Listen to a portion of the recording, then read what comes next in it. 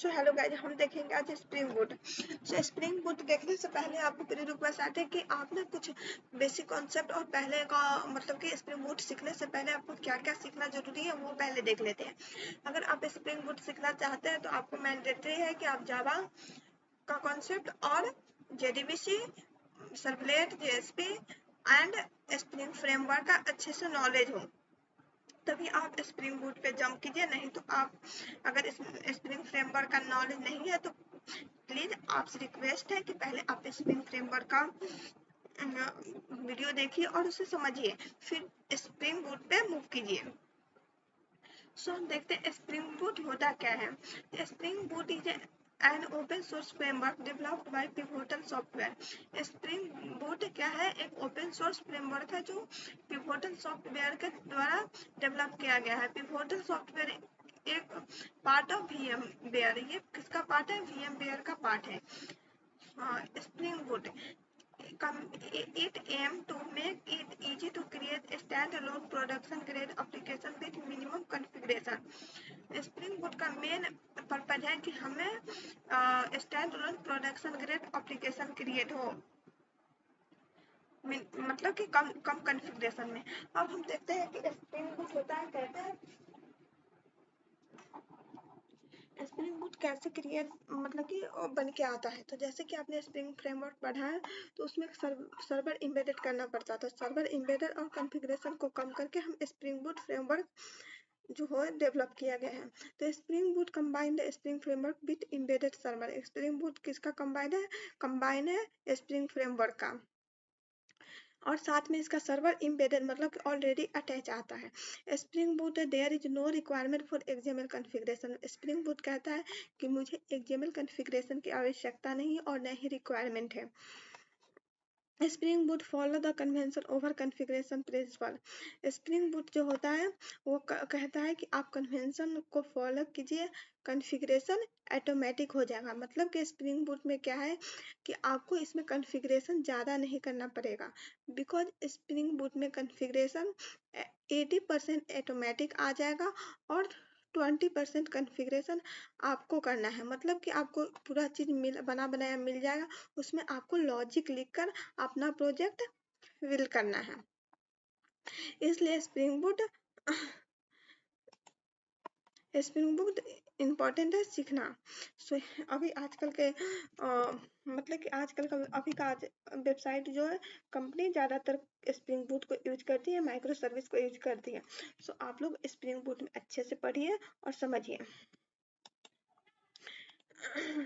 तो Spring boot का advantage क्या होता है? It help to create stand alone Spring application. इसकी हेल्प से हम stand alone Spring application create कर सकते हैं। इम्बेडेड टॉमकैट जेटी और Undertow directly, not to deployed बार बार। मतलब क्या होता है इसमें टॉमकैट जेटी और अंडरटो इम्बेडेड आता है। इसमें बार फाइल को डिप्लॉय करने की जरूरत नहीं होती है, उसमें जार फाइल के थ्रू हमें प्रोजेक्ट को सर्वर पे रन करना होता है। It provide opinionated starter form to simplify your मेफिन कॉन्फ़िगरेशन।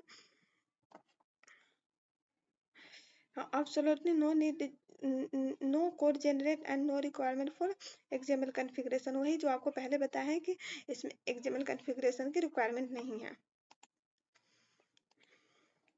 यहाँ पे है spring core, spring AOP, spring JDBC, spring transaction, spring ORM, spring MVC और स्प्रिंग बूट। ये क्या है? ये स्प्रिंग फ्रेमवर्क का मॉड्यूल है जो हमें spring core, spring AOP, spring JDBC, spring transaction, spring ORM, spring MVC पढ़ना है। अभी हम एक क्या पढ़ रहे हैं? स्प्रिंग बूट को पढ़ रहे हैं। अब हमें स्प्रिंग बूट का फर्स्ट प्रोजेक्ट क्रिएट करने के लिए हमें कुछ डिपेंडेंसी ऐड करना पड़ेगा। डिपेंडेंसी ऐड करने के लिए हम पहले जाएंगे अपने STS में। अब हम आपको STS तो पहले डाउनलोड कर चुके हैं, लेकिन फिर भी मैं आपको डाउनलोड करना STS बताऊंगी।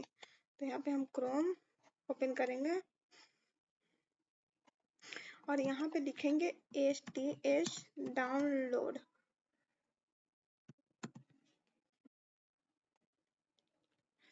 यहाँ पे STS का मतलब होता है spring tool suit. STS spring tool suit full form होता है। अब यहाँ पे जब फर्स्ट स्प्रिंग टूल स्प्रिंग है, इसे हम ओपन करेंगे और यहाँ पे आप देख रहे हैं कि स्प्रिंग टूल्स का spring tools 4 for visual studio code. अगर आपको विजुअल स्टूडियो कोड के लिए यूज करना है तो आप विजुअल स्टूडियो कोड के लिए ये डाउनलोड करेंगे।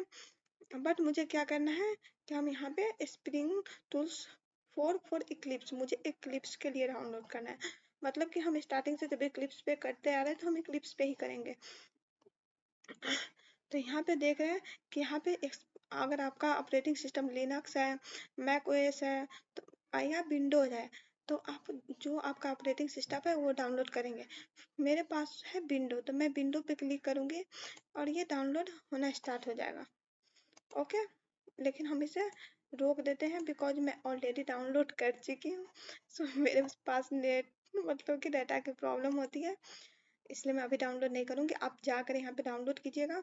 जैसे ही डाउनलोड कीजिएगा एक आएगा जावा करके, उसको एक्सट्रैक्ट करके और आप फाइल में आ जाइएगा। ठीक है, फाइल में डाउनलोड में जाइएगा और आपको दिखेगा 2 मिनट यहाँ पे HTS मतलब कि रिलीज वर्जन दिखेगा। इसको आप ओपन करेंगे तो यहाँ पे स्प्रिंग टूल सूट का लोगो दिखेगा। इस लोगो पे क्लिक कीजिएगा और ये ओपन हो जाएगा।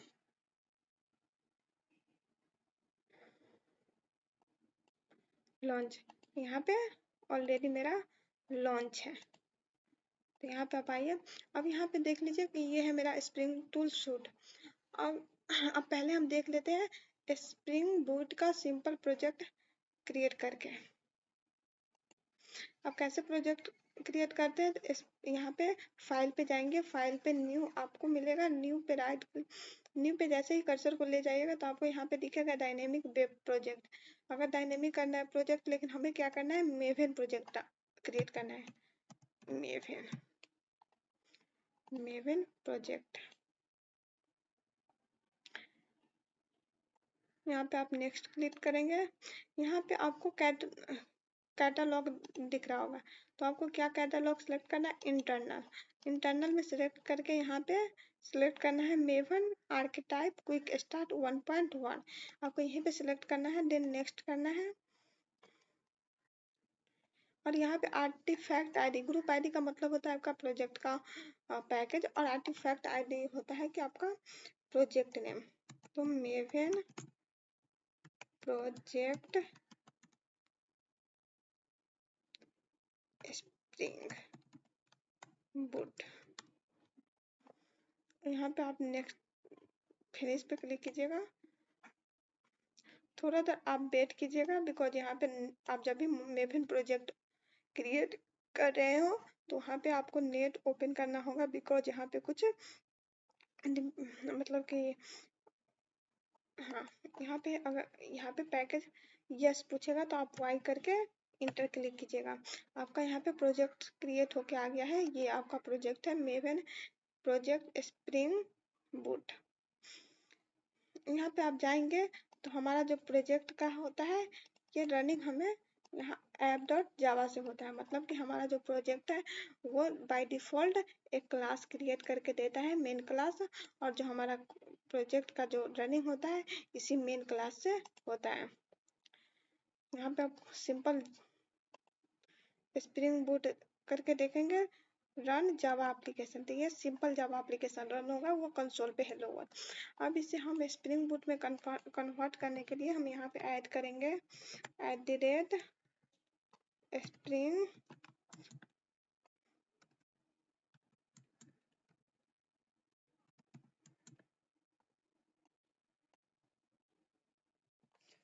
तो यहाँ पे देखेंगे कि हमारा जो स्प्रिंग का प्रोजेक्ट जो क्रिएट किए थे मेन प्रोजेक्ट, इसमें हम मेन क्लास में आएंगे। वो मेन क्लास क्या है, ESRC main.java। मेन जावा के अंदर एक पैकेज है com.spring maven project spring boot, उसके अंदर एक ऐप नाम का एक क्लास है। सो इस क्लास में हम जाएंगे बिकॉज जो ये क्लास हमारा होता है ये हमारा एंट्री पॉइंट होता है प्रोजेक्ट का, मतलब यहीं से हमारा प्रोजेक्ट रन होता है और यहीं से हमारा प्रोजेक्ट का रनिंग स्टार्ट होता है। हम इसे सिंपल चला के देखेंगे तो ये सिर्फ ओनली हेलो वर्ल्ड प्रिंट करके देगा बिकॉज इसमें spring boot configuration Spring boot apply नहीं है। तो अब इससे पहले हम देख लेते पॉम डॉट एक्सएमएल फाइल। अब यहाँ पे पॉम डॉट एक्सएमएल फाइल होता है, यहाँ पे हम डिपेंडेंसी को ऐड करते हैं। बिकॉज डिपेंडेंसी का ऐड करने का मतलब होता है कि जब आपने जावा का मतलब प्रोजेक्ट क्रिएट या स्प्रिंग का प्रोजेक्ट क्रिएट किया होगा, उसमें आपको जार फाइल मैन्युअली जाकर डाउनलोड करना पड़ता था और उसे एक्सट्रैक्ट करके जार फाइल ऐड करना पड़ता था।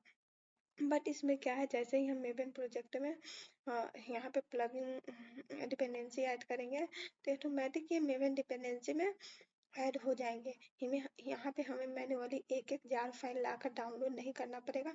यहाँ पे सिर्फ हमको मेवन डिपेंडेंसी लाएंगे, डिपेंडेंसी ऐड करेंगे और यहाँ पे ऑटोमेटिक मेवन डिपेंडेंसी में जाकर जार फाइल ऐड हो जाएंगे। सो ये हमारा टायरसम प्रोसेस को कम करता है। तो हम डिपेंडेंसी को ऐड करेंगे पहले।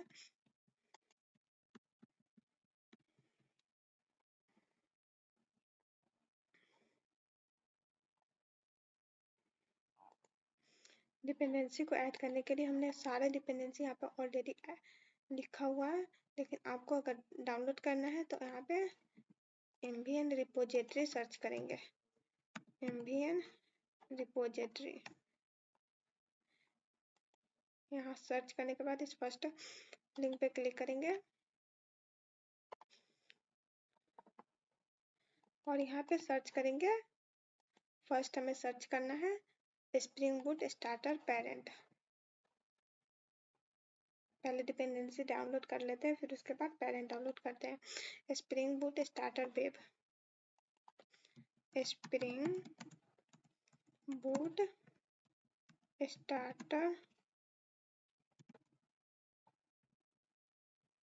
स्टार्टर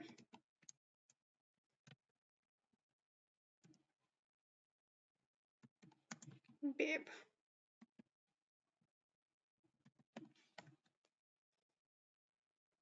यहाँ पे अभी मेरा नेट स्लो है तो थोड़ा सा स्लो चल रहा है, थोड़ा देर वेट करेंगे, यहाँ पे आ जाएगा स्प्रिंग बूट स्टार्टर वेब। यहाँ स्प्रिंग बूट स्टार्टर वेब आया, यहाँ पे आप क्लिक करेंगे और आपको जो वर्जन लेना है वो वर्जन ले लेंगे। मैं यहाँ पे कौन सा वर्जन लूँगी, अभी ये 3.3.2। जैसे ही आप इस वर्जन पे क्लिक करोगे आपको यहाँ पे डिपेंडेंसी मिल जाएंगी। तो ऐसे ही करके सारा डिपेंडेंसी को ले जाकर आपको पॉम डॉट एक्सएमएल में कॉन्फ़िगरेशन ऐड करना है।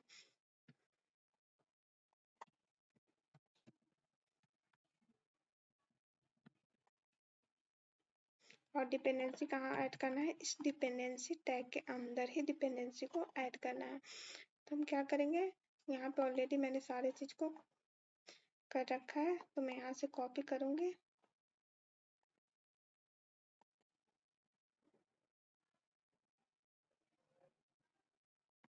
फिर यहाँ पे ऑलरेडी हम डिपेंडेंसी पूरा रखे हुए हैं, तो यहाँ पे हमें सिर्फ कॉपी करके पेस्ट कर देना है।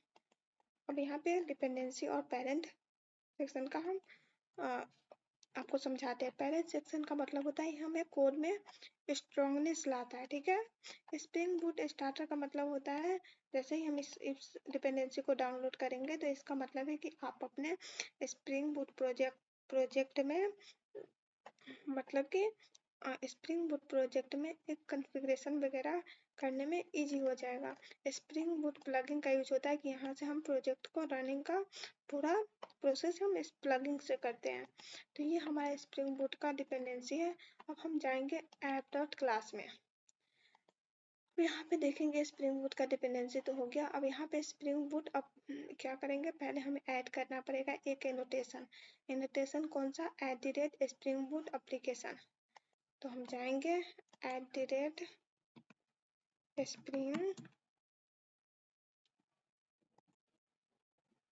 यहाँ पे डाउन ऐड कर दिया एप्लीकेशन, ठीक है।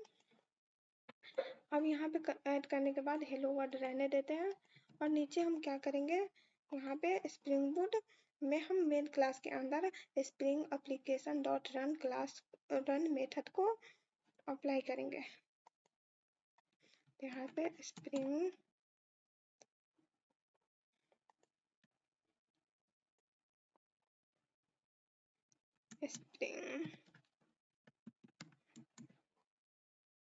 application डॉट रन,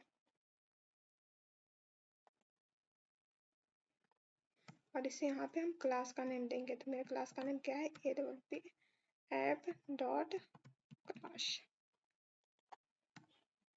ठीक है। और इसको हम, इस मेथड को हम कहाँ पे कंटेन करेंगे, एप्लीकेशन स्प्रिंग, कहाँ कंपेयर, एप्लीकेशन कॉन्टेक्स्ट में, इसको कॉन्डा के अंदर करेंगे। यहाँ पे स्प्रिंग बूट का, यहाँ पे एप्लेट हमसे दिया गया, एप्लेट नहीं है, एप्लीकेशन है। सो यहाँ पे एप्लीकेशन कॉन्टेक्स्ट लिखना है, एप्लीकेशन कॉन्टेक्स्ट। सो हमारा ये, और यहाँ पे system dot out dot println के अंदर कॉन्टेक्स्ट कॉन को प्रिंट करवाएंगे। यहाँ पे करली ब्रेसेस के अंदर कॉन देंगे प्लस कॉन, तो यहाँ पे इसको ये कर देंगे। अब जब हम इसको रन करेंगे तो हमें स्प्रिंग बूट ऐप पे, बिकॉज हम क्या कर रहे हैं, स्प्रिंग बूट का प्रोजेक्ट रन कर रहे हैं, तो हम यहाँ पे सिंपली एप्लीकेशन रन नहीं करेंगे, यहाँ पे जाएंगे स्प्रिंग बूट ऐप,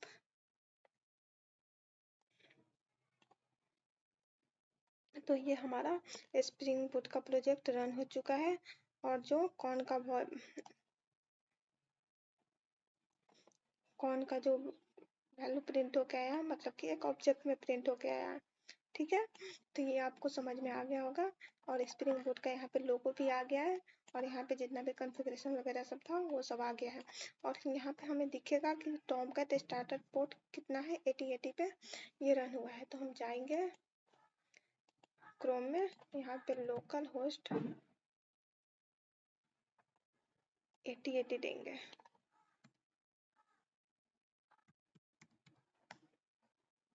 यहाँ पे वाइट लेवल एरर पेज है।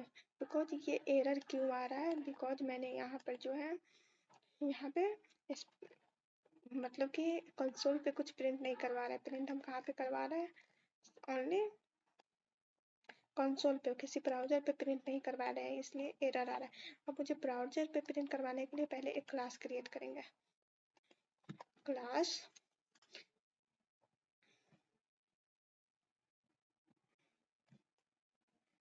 जैसे कि यहाँ पे हम क्रिएट किए हुए हैं, किस नाम से,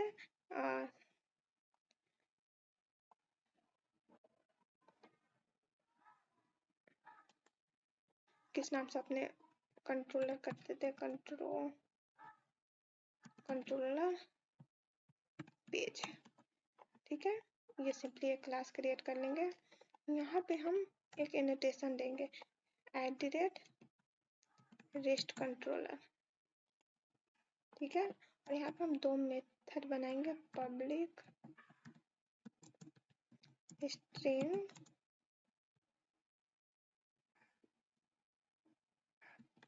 अनु नेम से, ठीक है। और यहाँ पे हम रिटर्न करवा देंगे हेलो अनु, हेलो अनु। एक और बना लेते हैं टेस्टिंग के लिए, मतलब कि टेस्ट करने के लिए,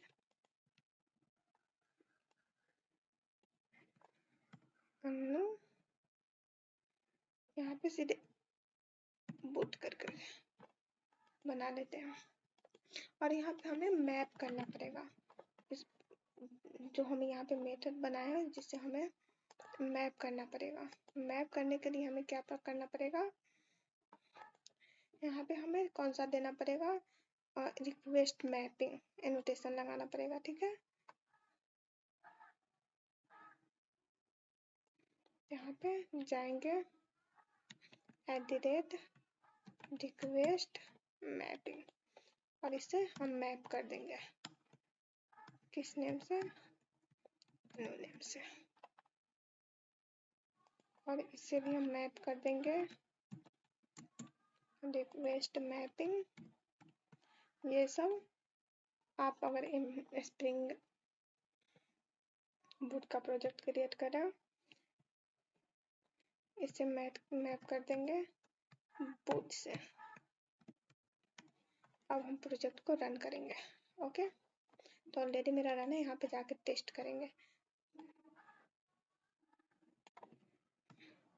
यहाँ पे लोकल होस्ट, यहाँ पे हम देंगे एरर क्या आ रहा है, white level error page. 2 minute हम इसे टेस्ट करते हैं, फिर से रीरन करते हैं।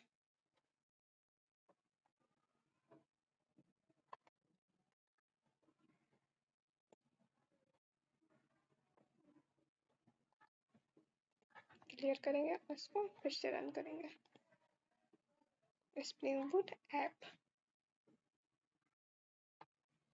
यहाँ प्रोजेक्ट किस पोर्ट पे, 8080 पे ही रन हुआ है।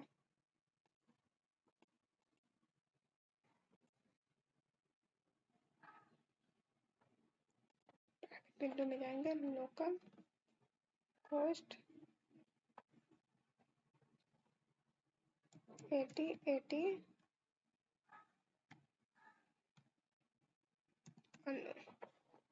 अनु ही था ना, अनु और एक बूट था, पहले हम अनु पे करेंगे। यहाँ पे देखिए कंसोल पे सॉरी ये ब्राउजर पे प्रिंट होके आ रहा है हेलो अनु। अगर यहाँ पे अनु की जगह बूट करते हैं, बिकॉज मैंने बूट को भी, तो यहाँ पे भी हेलो अनु आ रहा है, बिकॉज मैंने यहाँ पे हेलो बूट देना चाहिए था,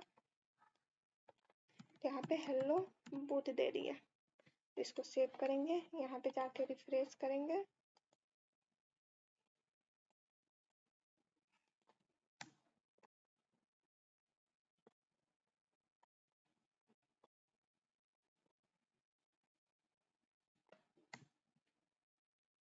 दो मिनट।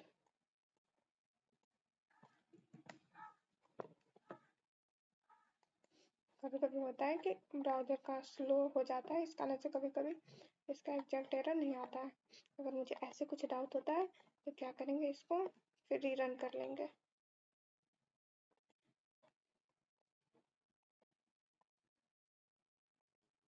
ओह सॉरी, यहाँ पे रन पे जाएंगे, रन पे स्प्रिंग बूट ऐप,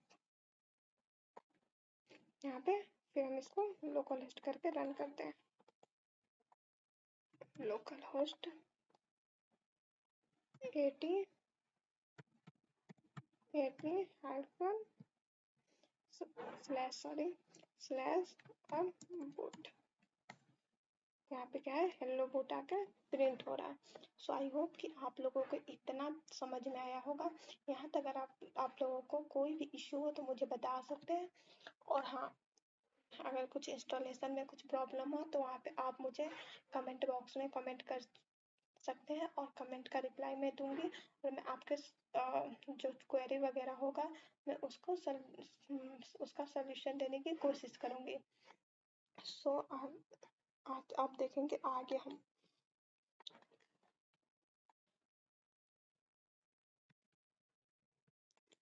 आज अभी हम देखेंगे कि डिस्पैचर सर्वलेट इनिशियलाइज। यहाँ पे क्या है, now then dispatcher servlet get initialise. तो पहले हम इस प्रोजेक्ट को क्लियर करते हैं, देन इसको हम रीरन करते हैं। ओके, स्प्रिंग बूट ऐप, यहाँ पे स्प्रिंग बूट ऐप जब रन कर रहे हैं तो यहाँ पे देख रहे हैं डिस्पैचर सर्वलेट इनिशियलाइज नहीं हो रहा है, तो अगर यहाँ पे स्टार्टर ऐप यहाँ पे JVM रनिंग फॉर 1.873 पर ही आके रुक जा रहा है, मतलब कि बट जब हम इसको रन करेंगे और ब्राउजर में इसका ओपन करेंगे, जैसे कि लोकल होस्ट एडिट अन, यहाँ पे जैसे ही ब्राउजर में हमें कोई रन हुआ वैसे यहाँ पे डिस्पैचर सर्वलेट इनिशियलाइज हो जाएगा। यहाँ पे आप देख रहे हैं initialize spring dispatcher servlet initializing servlet dispatcher servlet complete initialization in 2 millisecond, मतलब कि आपका इनिशियलाइजेशन कब कंप्लीट हुआ है, 2 मिली सेकेंड में। और यहाँ पे डिस्पैचर सर्वलेट क्या है, यहाँ पे ये कैमल केस में डिस्पैचर सर्वलेट दिया हुआ है, बिकॉज कैमल केस फॉलो करता है। सो आई होप कि आप लोगों को डिस्पैचर सर्वलेट समझ में आ गया होगा। हेलो गाइस, सो आज अभी हम देखेंगे what is JPA in spring boot. So spring boot में जेपीए क्या होता है हम पहले ये देखेंगे। पहले देखेंगे full form of JPA. JPA का फुल फॉर्म क्या होता है? जेपीए का फुल फॉर्म क्या है? Java persistence API. जावा परसिस्टेंस एपीआई, परसिस्टेंस मीन्स होता है परमानेंट स्टोर करना। Okay. Second, it is an API use for database operation. हम जेपीए का यूज क्यों करते हैं? डेटाबेस ऑपरेशन के लिए। It is an object relational mapping ORM tools। ये क्या है? एक ऑब्जेक्ट रिलेशनल मैपिंग फ्रेमवर्क है। ओके। और अब ये आपके मन में होगा कि वो आरएम टूल्स क्या है? वो आरएम थर्ड पार्टी टूल्स है जो क्या करेगा, मतलब कि ये मान सकते हैं बीच का बंदा है कि हमारे जो इम्पोर्टेंट काम होगा वो काम करेगा। हमारा जावा का एप्लीकेशन ORM ऑब्जेक्ट को बहुत मतलब कि स्ट्रॉन्ग तरीके से फॉलो करता है। और ORM हमारे मतलब कि जावा का एप्लीकेशन में बहुत ही इम्पोर्टेंट है। अगर हम ORM का यूज नहीं करते हैं अपने जावा के एप्लीकेशन में, अपने स्प्रिंग बूट के एप्लीकेशन में, अपने प्रोजेक्ट में यूज नहीं करते हैं, तो क्या होगा कि इसमें मतलब कि हमें अगर डेटाबेस में डेटा सेंड करना हो, रिट्रीव करना हो, तो हमें एक एक कोड मैन्युअली लिखना पड़ेगा, मतलब कि अपने हाथों से। But object relation mapping ORM tools अगर यूज करके हम करते हैं तो ये क्या करेगा, ये मैन्युअली हमें काम नहीं करना पड़ेगा, ये खुद पे खुद करके दे देगा। ओके। ORM टूल्स आपको अच्छे से समझ में आया होगा और इसका डीप में अच्छे से मैं आगे पढ़ाऊंगी। अब देखेंगे what is JPA in Java. Sorry, difference between Java हमको लिखना चाहिए था। अब हम देखेंगे difference between JPA and JDBC. हम जेपीए और जेडीबीसी में डिफरेंस पढ़ेंगे ताकि आपको जेपीए जेडीबीसी में डिफरेंस समझ में आएगा और जेपीए बेटर समझ में आएगा। सो हम देखेंगे जेडीबीसी किस लिए यूज करते हैं। It is an API use for database operation. हम जेडीबीसी का यूज डेटाबेस ऑपरेशन के लिए यूज करते हैं और ये एक एपीआई है। Okay. JPA it is an API use for database use for database operation. JPA भी क्या है? एक एपीआई है। ठीक है, इसका यूज हम क्या करते हैं? डेटाबेस ऑपरेशन के लिए करते हैं। Full form of JDBC. अब देखेंगे कि फुल फॉर्म जेडीबीसी का क्या है। तो जेडीबीसी का फुल फॉर्म होता है जावा डेटाबेस कनेक्टिविटी। ओके। वहीं पे जेपीए का फुल फॉर्म क्या है? Java persistent API. Does not support ORM, developer must manually map Java object to database table। JDBC क्या है? ORM को सपोर्ट नहीं करता है, बट जेपीए क्या है? ORM को सपोर्ट करता है और ये ऑटोमेटिक मैपिंग करता है ऑब्जेक्ट के थ्रू और interface and classes in JDBC. JDBC में इंटरफेस और क्लासेस क्या है? ड्राइवर है, कनेक्शन है, स्टेटमेंट है, रिजल्ट सेट और ड्राइवर मैनेजर है। ये जेडीबीसी का क्लासेस और इंटरफेस है। बट जेपीए में कौन सा क्लास है? इंटरफेस है, entity manager, entity transaction, query, typed query, criteria query, repository. ये इसका इंटरफेस एंड क्लासेस है जेपीए का। जेडीबीसी का यूज अगर हम करते हैं अपने प्रोग्राम में तो it difficult to switch between different database. यहाँ पे क्या बोल रहा है कि आप अगर जेडीबीसी का यूज करते हैं तो एक डेटाबेस से दूसरे डेटाबेस में स्विच करने के लिए आपको डिफिकल्ट होता है, आपको प्रॉब्लम का सामना करना पड़ता है। इसलिए आप जेपीए का यूज कीजिए। It is easy to switch between different ORM vendor. JPA का अगर यूज करते हैं तो आपको डिफरेंट ORM वेंडर में स्विच करने पे कोई दिक्कत नहीं होगा और ये इजीली हो जाएगा। सो आई होप कि आपको कंपैरिजन समझ में आ गया होगा। हम नेक्स्ट क्लास में हम एग्जांपल देखेंगे। एक comparison between JPA and JDBC. हम यहाँ पे देखेंगे कंपैरिजन जेपीए और जेडीबीसी में कि क्या क्या डिफरेंट है। तो पहले देखेंगे जेडीबीसी में it is an API use for database operation. JDBC का यूज जेडीबीसी क्या है? एक एपीआई है जिसका यूज हम डेटाबेस ऑपरेशन के लिए करते हैं। बट जेपीए क्या है? JPA it is an API use for database operation.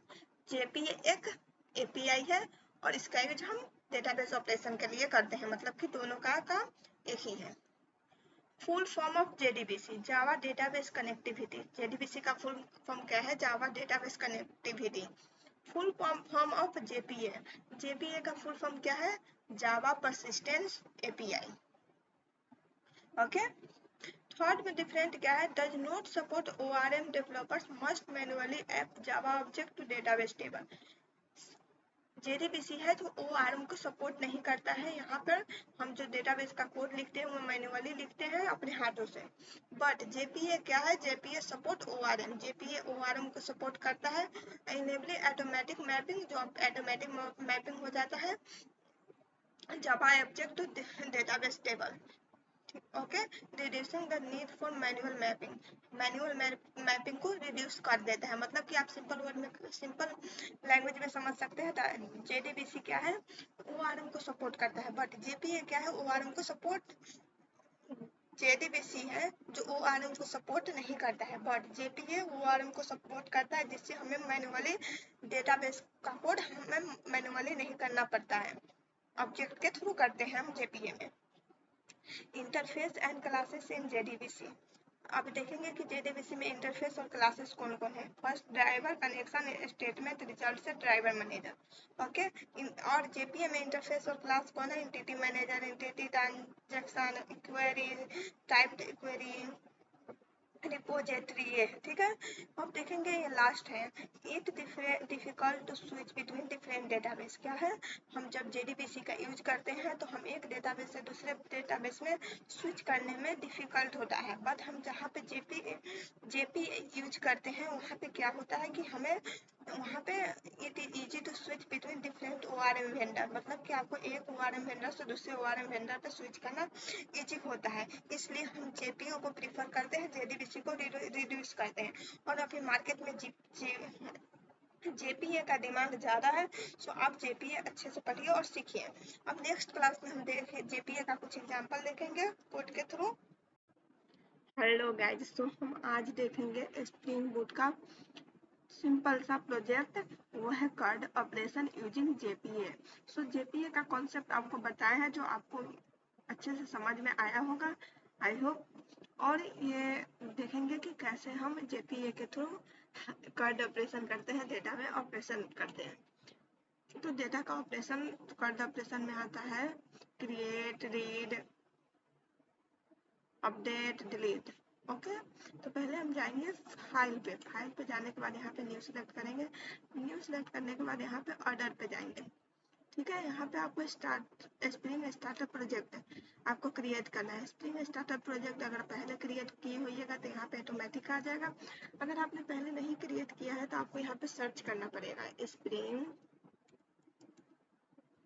यहाँ पे आ जाएगा स्प्रिंग स्टार्टअप प्रोजेक्ट। आप नेक्स्ट पे जाओगे, यहाँ पे थोड़ा देर वेट करने के बाद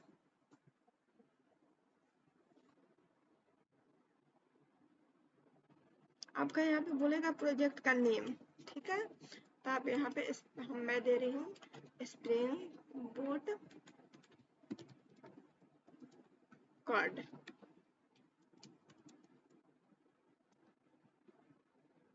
जेपीए आपका जो मन होगा वो प्रोजेक्ट का नाम ले लेंगे। अब यहाँ पे आपको डिपेंडेंसी ऐड करना है। ठीक है। Spring starter project dependency, because आपको MySQL का कनेक्टर करना है तो MySQL ड्राइवर करेंगे। आपको जेपीए यूज करना है तो स्प्रिंग डेटा जेपीए। मैं यहाँ पे, अगर आपको वेब प्रोजेक्ट बनाना हो तो यहाँ पे आपको क्या लेना होगा? स्प्रिंग वेब लेना होगा। बट हम यहाँ पे नेक्स्ट करेंगे। नेक्स्ट करने के बाद इसको फिनिश करेंगे। थोड़ा देर वेट करने के बाद ये क्या है, जितने भी इसमें डिपेंडेंसी वगैरह होता है उसको लोड करता है, देन प्रोजेक्ट क्रिएट करके देता है, तो थोड़ा सा टाइम लगता है। ठीक है। यहाँ पे आ गया है स्प्रिंग बूट कार्ड जेपीए। ठीक है। तो यहाँ पे है जो यहाँ पे है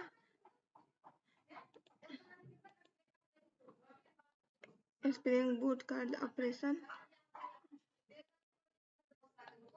यहाँ पे हम क्रिएट करेंगे। यहाँ पे देखें ऑटोमेटिक एक स्प्रिंग बूट का एप्लीकेशन का क्लास क्रिएट क्लास करके आता है, जहाँ पे हम मेन क्लास है, ये मेन क्लास इसको बोलते हैं। यहाँ से हमें प्रोजेक्ट का रनिंग होता है, मतलब यही एंट्री पॉइंट होता है हमारे मेन क्लास से और प्रोजेक्ट का। तो पहले हम जाएंगे एक एंटिटी क्लास क्रिएट कर लेंगे, ठीक है। प्रोजेक्ट का नाम दे देंगे, प्रोजेक्ट का पैकेज बना देंगे com.boot.anu.यूजर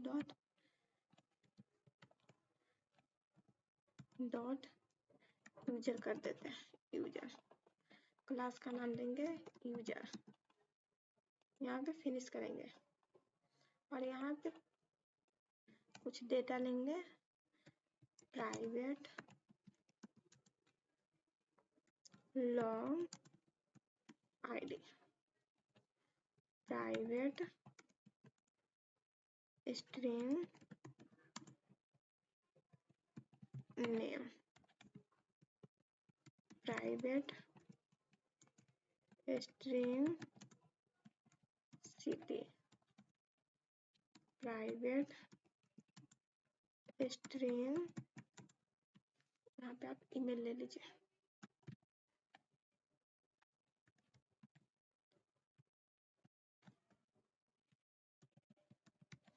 ईमेल।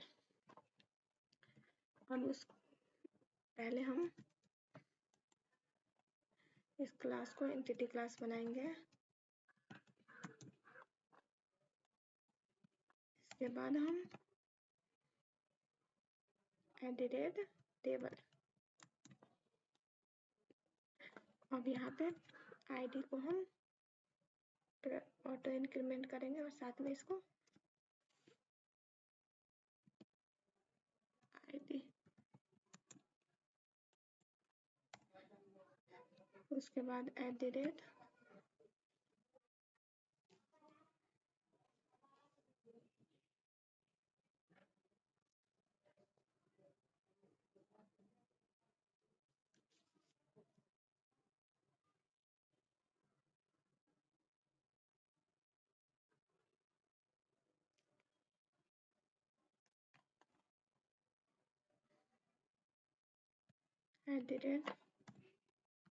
कॉलम कर देंगे, इसका भी एक column,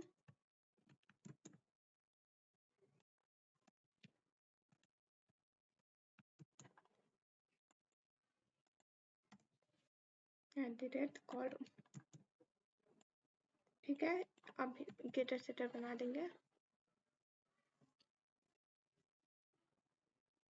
create getter and setter, okay. अब मुझे यूजर क्लास तो क्रिएट हो गया है, यूजर क्लास तो मिल गया है, और यूजर क्लास में कौन कौन डेटा लेना था ये भी हम अपना काम कर चुके हैं। अब एक पैकेज बनाएंगे यूजर रिपोजिटरी करके, जहाँ पे हम रिपोजिटरी क्रिएट करेंगे। तो इंटरफेस बनाते हैं यूजर रिपोजिटरी करके, डॉट रिपोजिटरी, यहाँ पे यूजर रिपोजिटरी,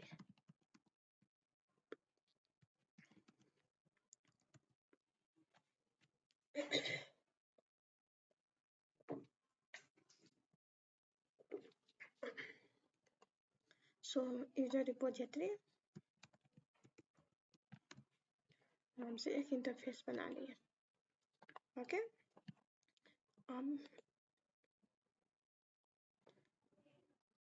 अब क्रिएट करेंगे एक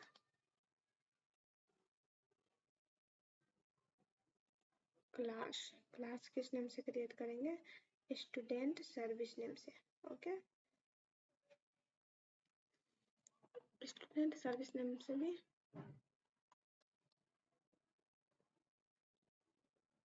इंटरफेस यूजर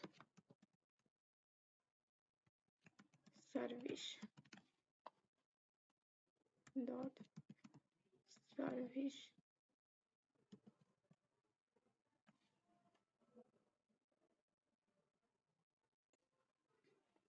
अब हम एक क्लास क्रिएट करेंगे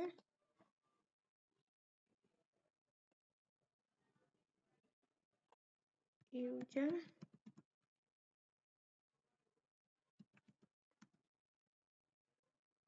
सर्विस इम्प्लीमेंटेशन नाम से। ओके, अब हम क्या करेंगे, यूजर रिपोजिटरी में हम एक्सटेंड करेंगे JSP repository, extend JSP repository.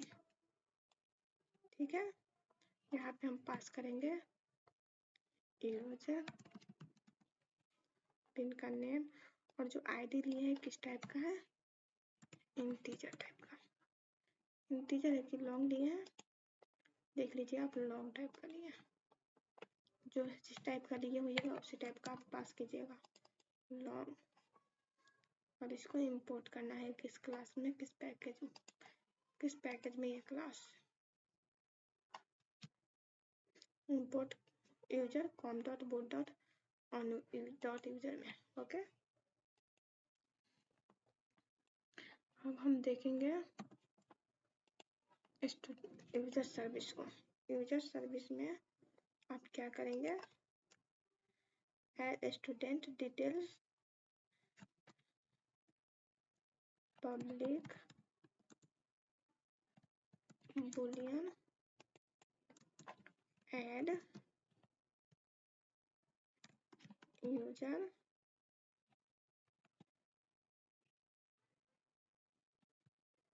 Details कर देते हैं,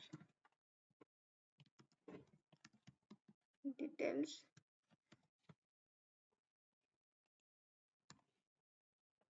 ओके, और इसमें हम पास्ट कर देते हैं यूजर।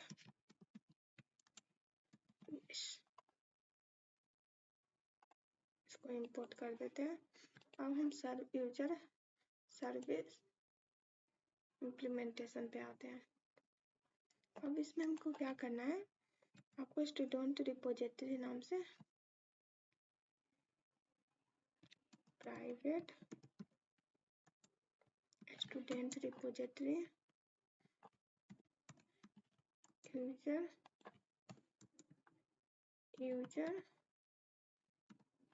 रिपोजिटरी, इसमें रिपोजिटरी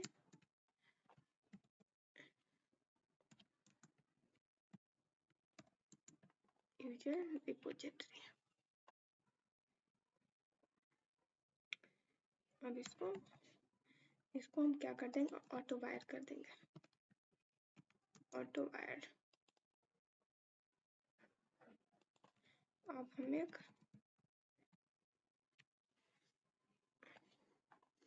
पहले यहाँ पे यूजर सर्विस इम्प्लीमेंटेशन में हम इम्प्लीमेंट करेंगे यूजर सर्विस को।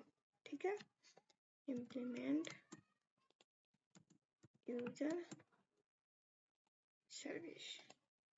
यहाँ पे एक मेथड है जो हम यहाँ पे प्राइवेट नाम से ऐड यूजर डिटेल्स नाम से एक मेथड बनाया था, उसको हमें इसमें ओवरराइड करना है। ठीक है, यहाँ पे ओवरराइड हो गया। अब यहाँ पे हम देखेंगे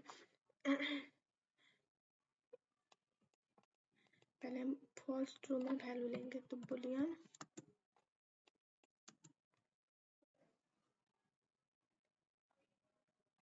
b इक्वल टू फॉल्स। यहाँ पे क्या करेंगे, हम ट्राई कैच के अंदर देखेंगे, अगर सही होगा तो ट्रू दिखाएंगे, अगर गलत होगा तो फॉल्स दिखा देंगे। Return type b।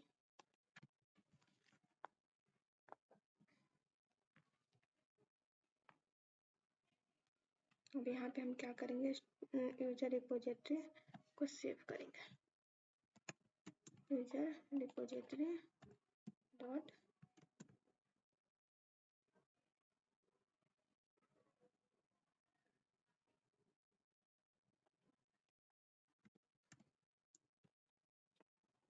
User repository dot save. यहाँ पे यूजर का यूएस पास कर देंगे। Okay, b equal to true.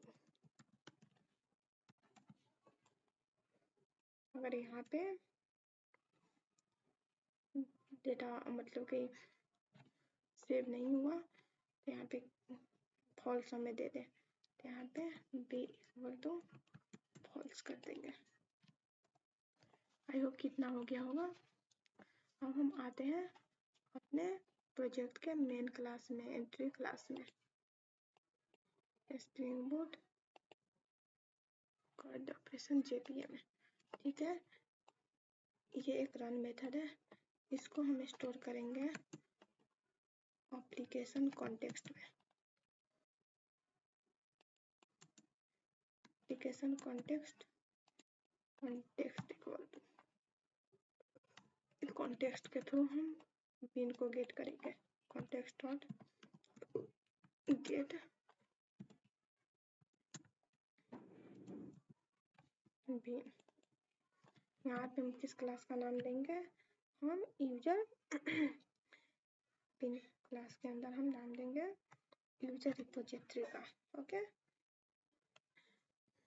Name user service implementation को, बिकॉज यहाँ पे सारा इम्प्लीमेंटेशन है ना, तो हम यहाँ पे यूजर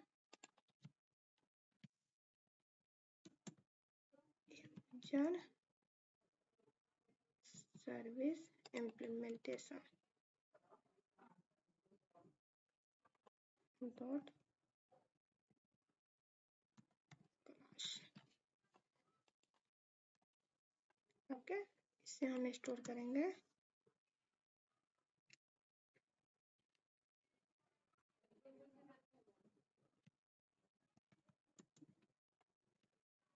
यूजर सर्विस में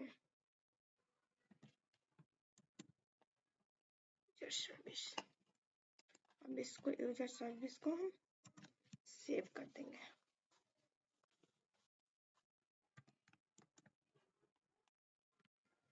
डॉट सेव।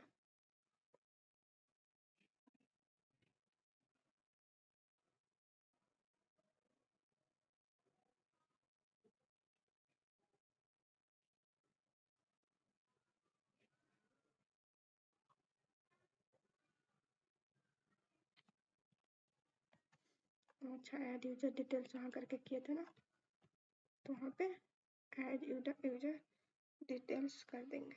ठीक है, अब यहाँ पे क्या करेंगे, हम किस नाम से हम किस नाम में पूरा एंटिटी डालें, हम यूजर नाम पे एक ऑब्जेक्ट क्रिएट करेंगे, user u equal to new. यहाँ पे यूजर, सॉरी थोड़ा सा हैंग कर रहा है तो डोंट माइंड, यूजर। ठीक है, हम एक एक वैल्यू को पहले सेव कर लेंगे, u dot set name. Name में हम दे देते हैं Anu. U dot set city, city Bihar दे देते हैं, बिहार।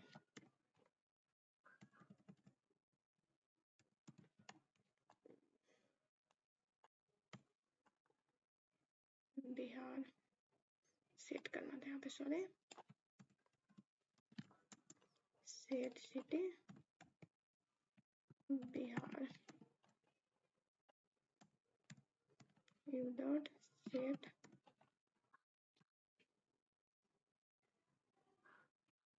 Email, anu@gmail.com।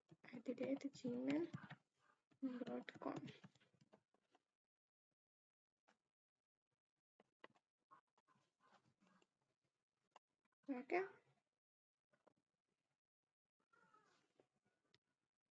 अब अब इसको हम यूजर को हम पास कर देंगे।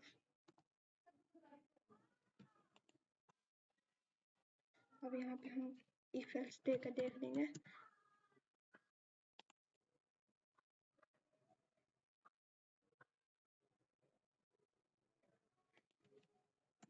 बूलियन b इक्वल टू, यहाँ पे हम b पास करेंगे।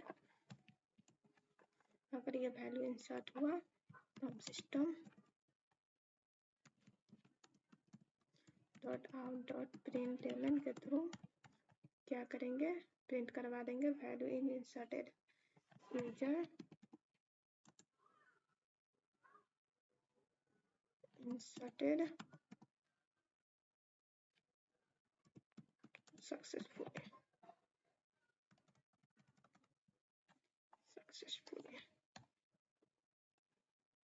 इसको कर देंगे हम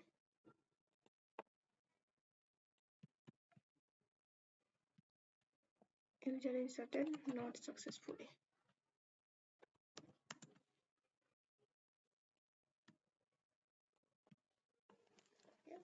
अब इसको हम रन करने से पहले क्या है, हमें डेटाबेस का कॉन्फ़िगरेशन करना है। तो डेटाबेस का कॉन्फ़िगरेशन किस में करते हैं,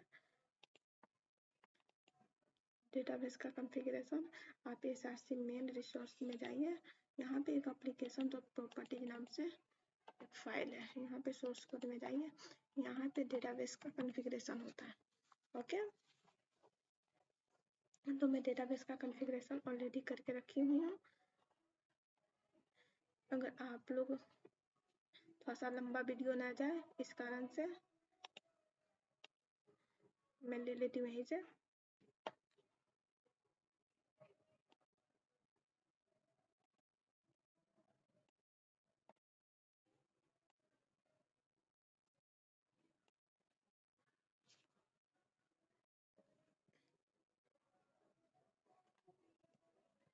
आप इसको एक बार देख लेना।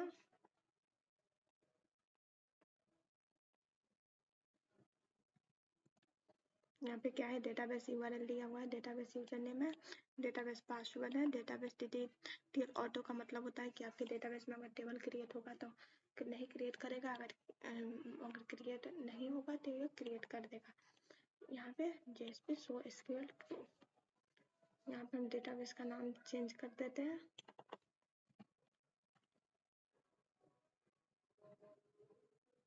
या रहने देते हैं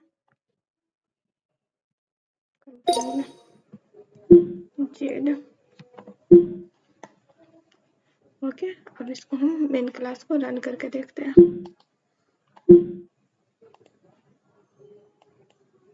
स्प्रिंग स्टार्टर प्रोजेक्ट,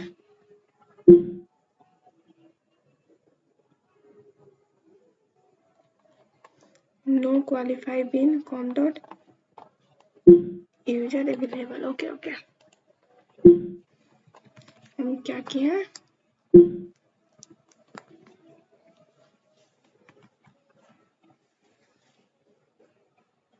यहाँ पे स्टूडेंट इम्प्लीमेंटेशन में सर्विस लगाना भूल गए।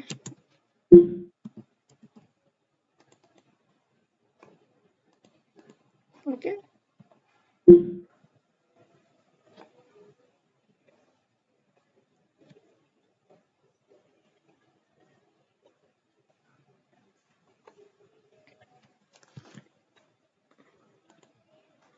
अभी हमारा प्रोजेक्ट देखते हैं क्या एरर आता है।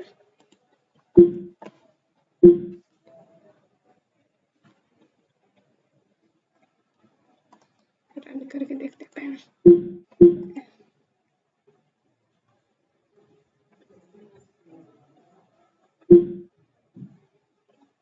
यहाँ यूजर इंसर्टेड सक्सेसफुली। ओके, यहाँ पे हम क्या किए थे ना, ऑटो इंक्रीमेंट नहीं किए थे। यहाँ पे सेट ID भी कर देंगे, ठीक है।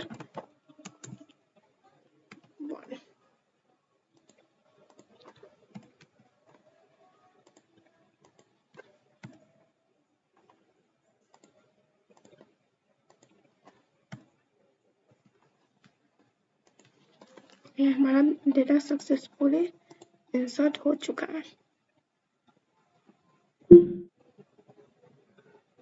यहाँ पे इंसर्टेड सक्सेसफुली, सक्सेस हो गया है। अब हम देखेंगे कट ऑपरेशन का और प्रोसेस। यहाँ पे तो इंसर्ट का प्रोसेस खत्म हो गया।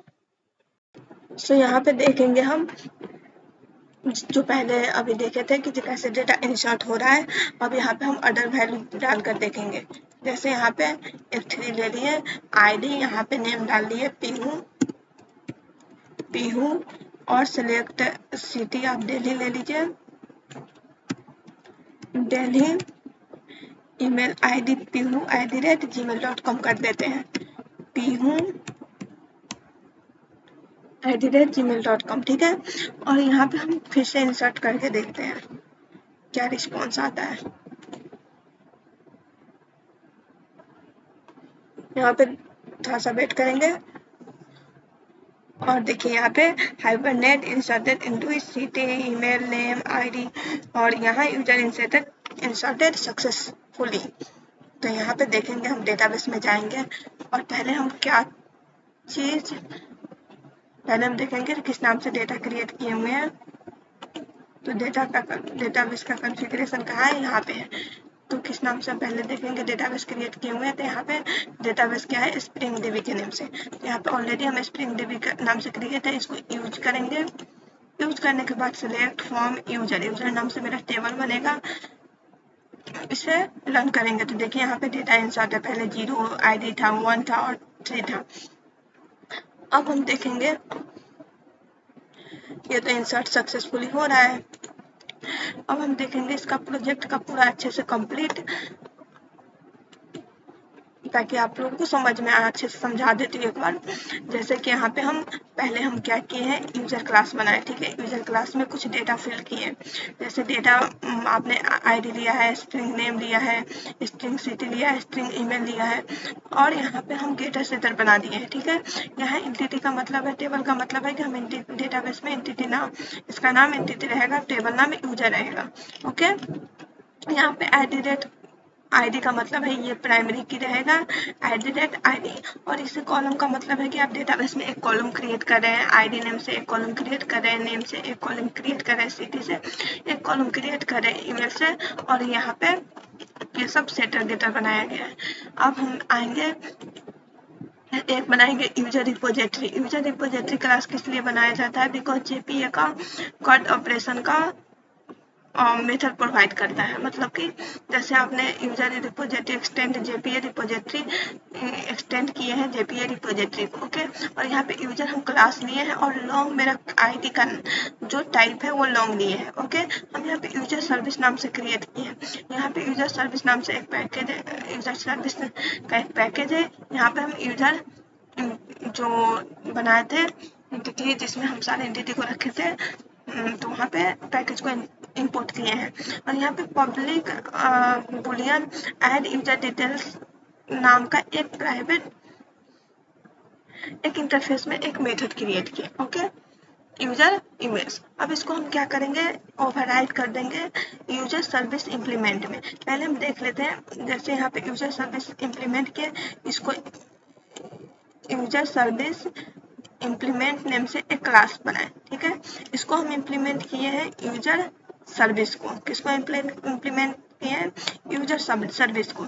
यहाँ पे हम एक यूजर रिपोजिटरी नाम से एक प्राइवेट डेटा लिए हैं और यहाँ पे ओवरराइड कर दिए हम मेथड को, ठीक है। यहाँ पे अगर यूजर रिपोजिटरी अगर सेव मतलब कि ट्रू है तो सेव हो जाएगी, फॉल्स है तो सेव नहीं होगी। और यहाँ पे है, यहाँ से हमारा प्रोजेक्ट का मेन फाइल इसको बोलते हैं, मतलब कि यहाँ से ही रनिंग होती है। तो यहाँ पे देखिए ये किस पैकेज में है, com.boot.anu में इंपोर्ट किए हैं हम किसको, स्प्रिंग फ्रेमवर्क boot.spring एप्लीकेशन को। यहाँ स्प्रिंग बूट एप्लीकेशन क्या क्या काम होता है, इसका काम होता है ये 3 क्लासेस को मतलब एनोटेशन का मतलब कि ये स्टोरेज है। मतलब कि आप यहाँ पे देखेंगे तो जैसे कि आप मतलब कि स्प्रिंग में क्या करते थे कि आपको अलग अलग एनोटेशन लगाना पड़ता था, ठीक है। बट यहाँ पे अलग अलग एनोटेशन, 3 गो अलग अलग एनोटेशन का ये एक एनोटेशन है। अब इस 3 कौन कौन से एनोटेशन है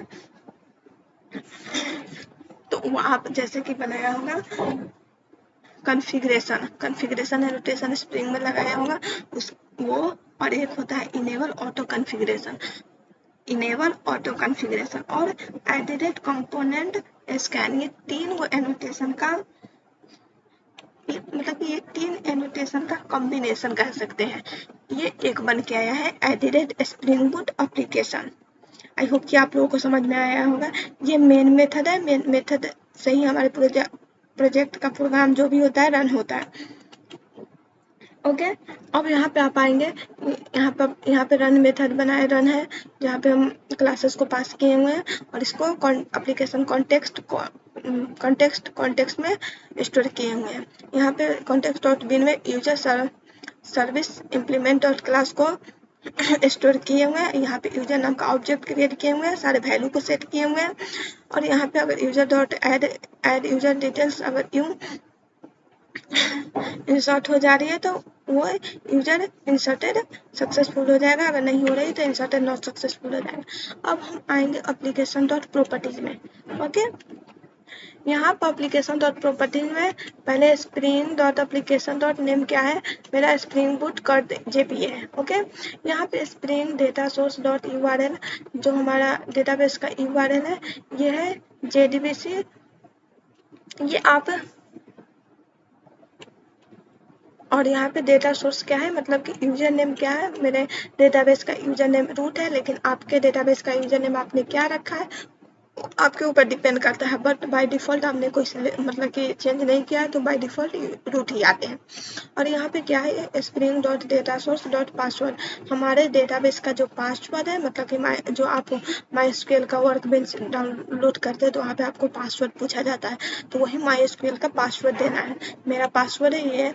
और यहाँ पे spring dot JPA hibernate DDL auto, इसका मतलब होता है कि आप ये प्रोवाइड कर रहे हो कि आप डेटाबेस में टेबल ऑटोमेटिक क्रिएट कर लो। अगर टेबल नहीं है तो, अगर टेबल होगी तो उसको डेटा को अपडेट कर दो, न्यू टेबल क्रिएट करने की जरूरत नहीं है। और ये SQL शो करने के लिए अगर हुआ है तो उसे शो कर देगा। क्या आई होप कि आप लोगों को ये प्रोजेक्ट अच्छे से समझ में आ गया होगा और प्रोजेक्ट भी क्रिएट करने आ गया होगा। सो आई होप आप लोगों को बहुत अच्छे से समझ में आया होगा। और मेरा ये डेटाबेस का है, डेटाबेस का जो पूरा डेटा इंसर्ट है ये देख रहे हैं कि यहाँ पे डेटा इंसर्ट है। अगर कुछ भी कहीं पे इशू आए तो आप कमेंट बॉक्स में जरूर बताएं कि यहाँ पे इशू आ रहा है।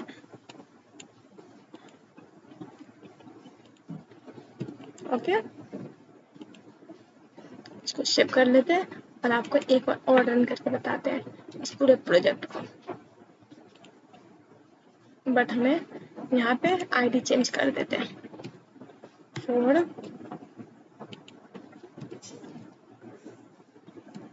प्रिया, सिटी दिल्ली रहने देते हैं, प्रिया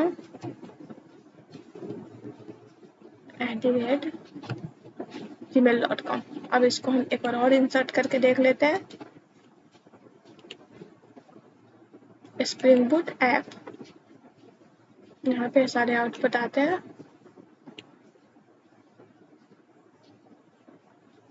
देखिए यहाँ पे डेटा इंसर्टेड हो गया है, यूजर इंसर्टेड।